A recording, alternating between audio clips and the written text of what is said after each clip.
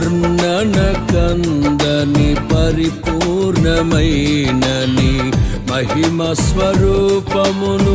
నా కొరకే త్యాగము చేసి కృపా సత్యములతో కాపాడుచున్నావు దినమెల్ల నీ కీర్తి మహిమలను నేను ప్రకటించెదా కృపా సత్యములతో కాపాడుచున్నావు దినమెల్ల నీ కీర్తి మహిమలను నేను ప్రకటించెదా రాజాధిరాజ రవికోటి తేజ రమణీయ సామ్రాజ్య పరిపాలక